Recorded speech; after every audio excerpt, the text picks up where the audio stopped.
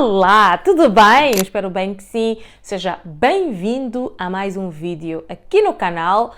Neste vídeo eu quero olhar para as coisas que não correram bem na seleção de Angola rumo ao Campeonato do Mundo.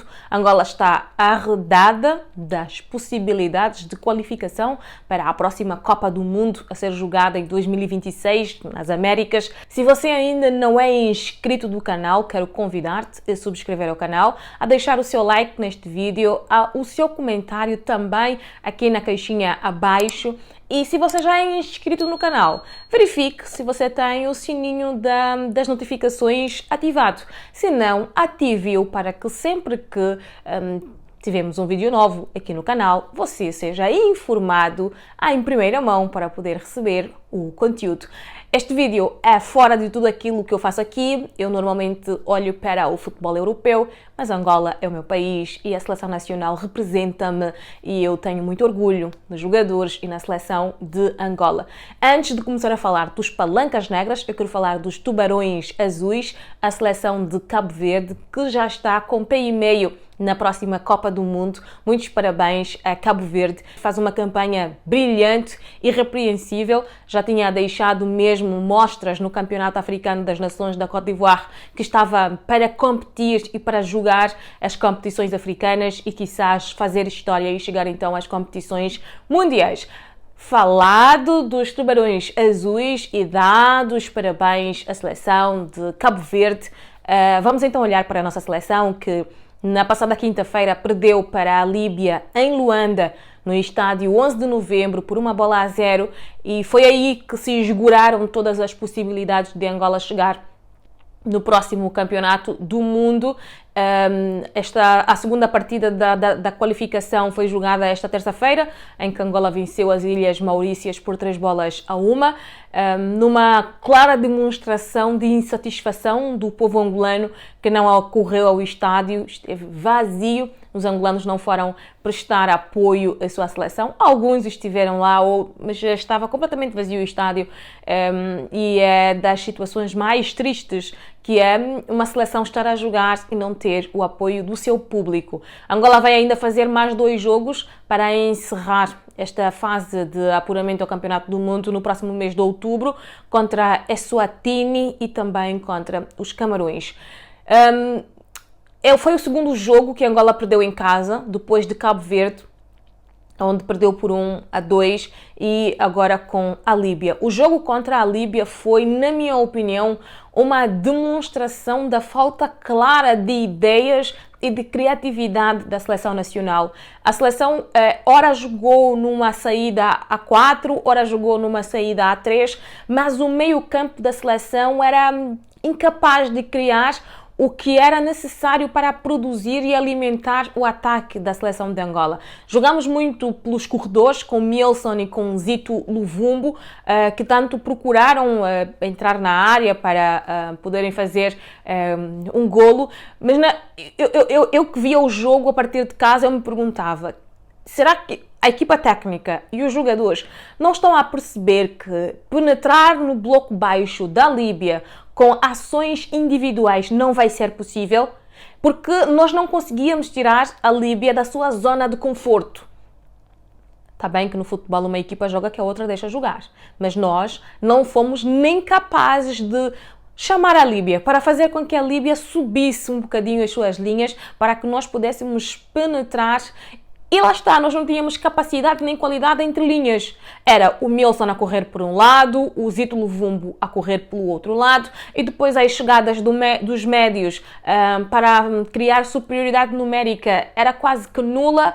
Os laterais, o Clinton Mata tentou, mas os laterais não subiam, a qualidade da subida de Pedro Bondo não era das melhores, e a seleção ficou nisso aí, a tentar furar a pedra, ou tanto bate até que fura o gelo, e não estava a sair. Então, na minha opinião, nós chegamos... Eu não vou aqui analisar o jogo contra as Maurícias, né? Porque já não tinha nada para analisar. Nós chegamos num ponto em que nem equipa técnica, nem jogadores alguma vez viveram. A seleção de Angola chegou a um ponto em que eu acredito que o selecionador nacional Pedro Gonçalves, que fez um trabalho excelente na captação e na capacidade de convencer jogadores de origem angolana que jogam nas diferentes ligas europeias, que não nasceram no país, que nunca tiveram contacto com Angola, a vestirem a camisola da Seleção Nacional. Ele fez um trabalho excepcional, porque é mesmo o trabalho dele e tem que se dar mérito. Ele fez uma campanha regular para o apuramento ao Campeonato Africano de Marrocos, muito bem conseguida. Ele fez uma campanha muito bem conseguida no último CAN, na Costa do Marfim, com partidas mal jogadas, menos conseguidas, mas lá conseguiu as vitórias e conseguiu fazer então o seu caminho até a partida em que fomos derrotados e eliminados pela Nigéria. Neste jogo faltou o quê? Ousadia da parte do nosso selecionador. Para eu chegar em que ponto? Que eu acredito que chegamos a um ponto em que o selecionador não tem mais qualidade para acrescentar aos jogadores da Seleção de Angola. É o meu ponto de vista. O Pedro Gonçalves chegou no seu teto de qualidade, chegou ao seu ponto mais alto a nível de qualidade, porque o treinador tem que ter a capacidade de mudar e de alterar o curso do jogo. Vai dar certo? Ninguém sabe, mas ele tem que ser ousado e tem que arriscar. E nós temos o outro ponto, que são os nossos jogadores que fizeram uma belíssima campanha de apuramento ao CAN, que fizeram um belíssimo CAN na Côte d'Ivoire. Alguns ficaram de barriga cheia. E no futebol, o passado é passado, ele não volta para o presente, ele não chega até o presente. Quando tu erras uma coisa, acabou-se. E por estarem alguns de barriga cheia, e tem aquela coisa de que o jogador esteja bem ou esteja mal, é um jogador de confiança, é um jogador de grupo, vai ser titular, esteja ou não esteja no seu melhor. Nós vimos muito isso acontecer. Por exemplo, o selecionador tinha no banco o Benny, e começou o jogo com o Randy Nteka. Qualidade, bom jogador, mas ele não está a jogar na sua posição no Raio Vallecano. Ele não tem feito muitos jogos no Raio Vallecano. Não é mais simples tu juntares ao Fred a qualidade técnica do Benny para teres mais saída de bola, ou o Maestro para teres mais construção, para teres mais soluções ofensivas, para teres jogadores que conseguem ter a bola nos pés e com a bola nos pés tentar entrar ou criar rupturas, passos de ruptura, fazer com que os jogadores, por exemplo, da Líbia se desloquem e se movimentem para que a bola chegue aos seus extremos e eles estejam a aparecer na chegada, a entrada da grande área, nas costas dos adversários para poder ter remate à entrada da área. Então, eu acho que nós não temos mais no nosso selecionador a qualidade para acrescentar aos nossos jogadores. E os nossos jogadores precisam entender que o que fizeram já foi feito. Não vai voltar. E no futebol os milagres não acontecem todos os dias e todas as vezes. Nós ganhamos jogos porque nós nos preparamos para estar lá, para competir, mas também fomos acompanhados pela sorte. Nós ganhamos partidas em que nós não merecíamos, a qualidade do nosso futebol era paupérrima, mas ainda assim, porque nós treinamos e nós temos dinâmicas, conseguimos ganhar o jogo. O que está a faltar agora na seleção de Angola é: qual é o nosso fio condutor? Como é que nós jogamos? Como é que nós nos orientamos? A seleção não pode ser extremamente dependente do seu melhor jogador, que é o Gelson Dalla.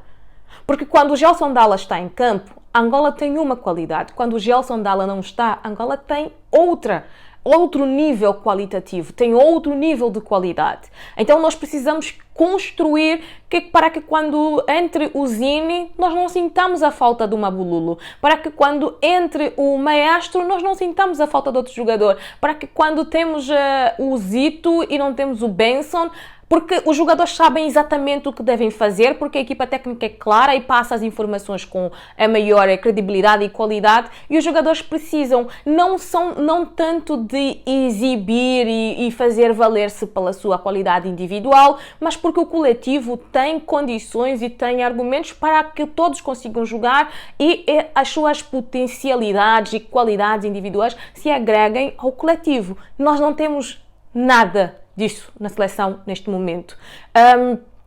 Agora vão-me perguntar, Jandira, então ele tem que sair. Não, eu não acho que ele precisa sair. Eu acho que nós estamos a falar de seleção, é um trabalho que é por ciclo, é um projeto que deve ser mantido o selecionador, porque nós temos agora, daqui a 3 meses, uma competição importantíssima, que é o Campeonato Africano das Nações. É uma competição que ele já conhece, que ele já domina, já esteve lá, sabe como se deve preparar e jogar um Campeonato Africano das Nações, mas que ele precisa recorrer aos seus arquivos e perceber o que ele fez bem até aqui, para poder encontrar elementos que vão o ajudar a transformar essa seleção, a ter alguma qualidade para conseguir fazer um bom campeonato africano. Também eu sei que esta seleção, quando menos acreditada, é a seleção que se veste com a maior energia, força e garra para provar a sua qualidade para os seus compatriotas, que são os angolanos, que têm todo o interesse em ver esta seleção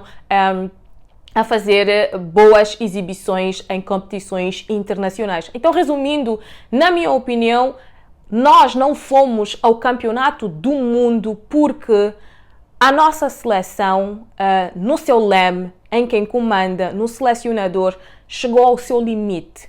Chegou ao teto máximo da qualidade que pode oferecer aos jogadores. E existem alguns jogadores que estão de barriga cheia. O CAN é outra história, é outra conversa. O Pedro Gonçalves tem que ser o selecionador de Angola no Campeonato Africano das Nações, porque é uma competição que já conhece, tem o grupo do seu lado, é um grupo que ele mesmo criou. Colocar um novo treinador a esta altura seria jogar tudo abaixo, desarrumar completamente a casa, e depois seria muito complicado voltar a arrumá-la.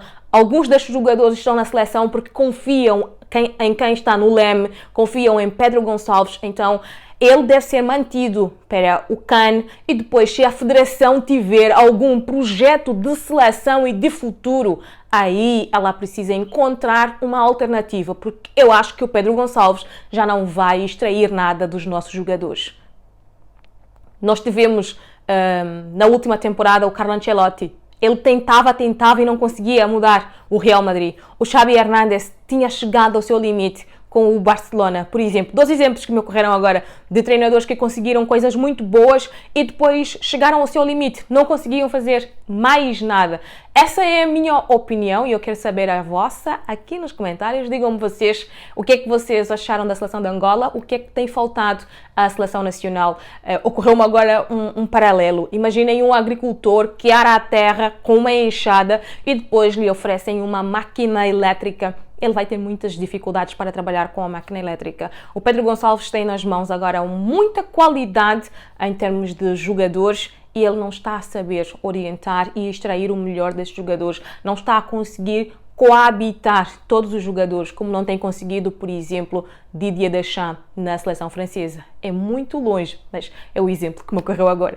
Digam-me vocês as vossas opiniões aqui nos comentários. Não se esqueçam de subscrever ao canal, de curtir este vídeo e de compartilhá-lo com mais amigos seus para que mais pessoas possam conhecer o nosso canal e fazer crescer aqui a nossa comunidade.